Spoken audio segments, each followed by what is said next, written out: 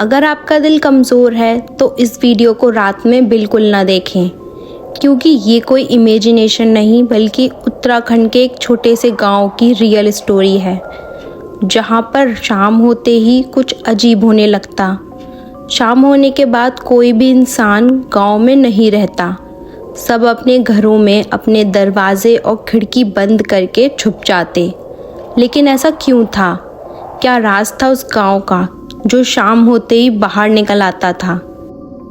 तो बात है उत्तराखंड के पहाड़ों के बीच बसे एक छोटे से गांव की, जहां दिन के वक्त बिल्कुल नॉर्मल लगता। यहाँ खेती होती, औरतें पानी भरने जाती और बुजुर्ग मंदिर के बाहर बैठकर बातें करते। लेकिन जैसे ही शाम के लगभग 6 बजे होते और सूरज धीरे धीरे पहाड़ों के पीछे चला जाता, पूरे गांव का माहौल अचानक बदल जाता। लोग अपने घरों के दरवाजे बंद कर लेते, खिड़कियों पर पर्दे डाल देते और सड़क पर कोई भी इंसान नजर नहीं आता। यहाँ के लोकल लोग कहते हैं कि इस गांव के पास एक पुराना जंगल है, जहाँ से रात के वक्त अजीब सी आवाज़ें आती हैं। कभी किसी औरत के रोने की, कभी बच्चे के हंसने की, और कभी ऐसी आवाज़ जैसे कोई नाम लेकर बुला रहा हो। सालों पहले एक आदमी ने हिम्मत करके रात को बाहर निकलने की गलती कर दी। जब उसे लगा कि कोई उसका नाम ले रहा है, अगले दिन उसका जूता जंगल के किनारे मिला, लेकिन वो आदमी कभी वापस नहीं मिला। कुछ लोग कहते हैं कि जंगल में कोई ऐसी शक्ति है जो शाम के बाद इंसानों को अपनी तरफ खींच लेती है, जबकि कुछ का मानना है कि ये गांव कभी किसी तांत्रिक क्रिया का केंद्र था, जहां गलत विधि से कुछ ऐसा जगाया गया जो आज तक शांत नहीं हुआ। और सबसे डरावनी बात ये है कि बाहर से आने वाले लोग जब इस बारे में पूछते हैं तो गांव के रहने वाले सीधा एक ही जवाब देते हैं: सूरज ढलने से पहले निकल जाओ, वरना गांव तुम्हें कभी नहीं छोड़ेगा। और इसी वजह से आज भी जब शाम होती है तो ये गांव जिंदा होते हुए भी एक कब्रिस्तान जैसा लगता है। इस गांव के बारे में जब बाहर के लोगों को थोड़ा और पता चला तो एक और खौफनाक सच सामने आया। यहाँ के लोकल लोगों ने बताया कि रात के टाइम सिर्फ आवाज़ें ही नहीं बल्कि कभी कभी रोशनी भी दिखती है। जंगल की तरफ से आती हुई हल्की पीली सी लाइट जो धीरे धीरे गांव की तरफ बढ़ती है।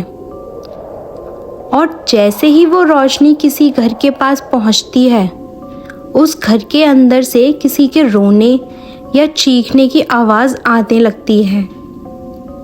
लेकिन सुबह होने पर उस घर के सब लोग बिल्कुल ठीक होते हैं, जैसे कुछ हुआ ही ना हो।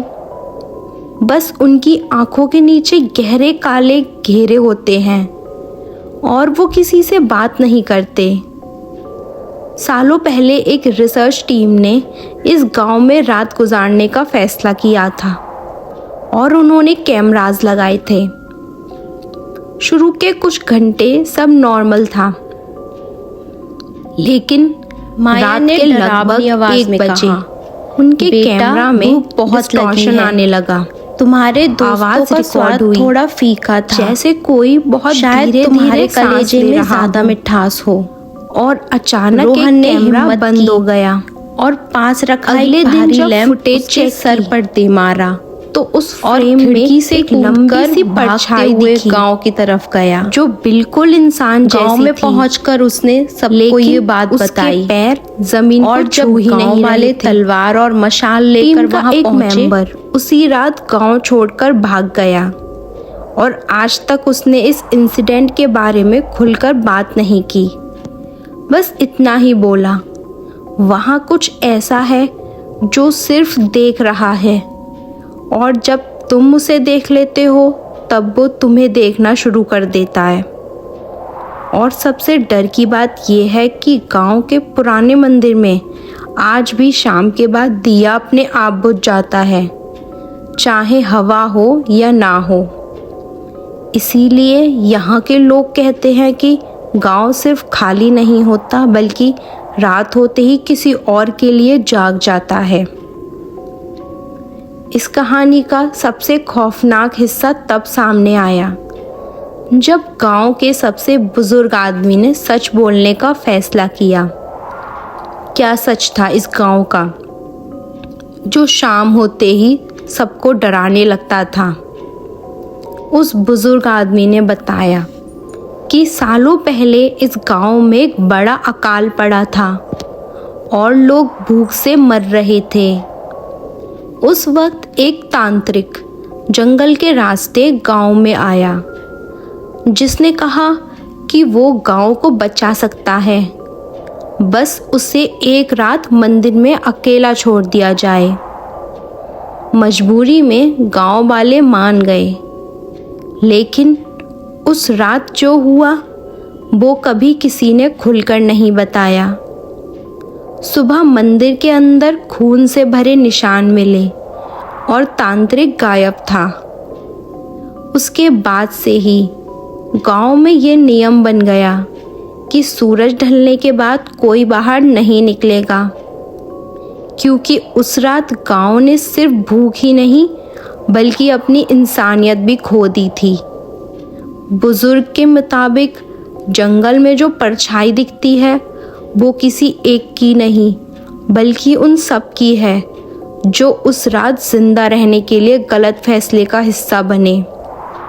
इसीलिए रात के वक्त जब कोई नाम लेकर बुलाता है तो असल में वो तुम्हारी परख होती है। अगर तुमने पलटकर देख लिया या आवाज़ का जवाब दे दिया तो तुम भी उस राज का हिस्सा बन जाते हो। और शायद इसी वजह से जो लोग इस गांव में रात को रुक गए उनमें से कुछ सुबह मिलते ही नहीं और कुछ जिंदा रहकर भी कभी पहले जैसे नहीं रहते।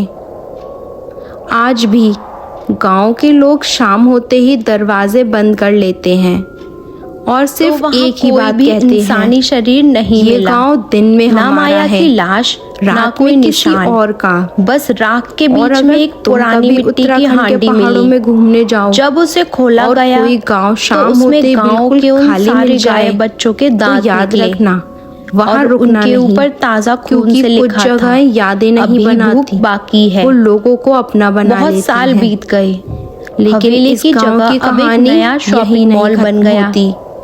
लेकिन क्योंकि आज जो भी लोग जिंदा बचकर वहाँ के बाहर आ गार्ड गए कहते हैं कि रात उनके के साथ 2 भी सब बजे के नॉर्मल बाद नहीं रहा। मॉल के फूड कोर्ट से कुछ क्रंचिंग साल की पहले आवाजें आती एक हैं। शहर का लड़का कुछ लोग दावा करते हैं डॉक्यूमेंट्री कि बनाना उन्होंने एक चाहता था। औरत को देखा है उसने दिन में जो सब कुछ एस्केलेटर रिकॉर्ड पर किया उल्टी चलती है और शाम से और पहले उसके हाथ में निकलने एक का लाल प्लान रंग का बनाया। टिफिन बॉक्स होता है।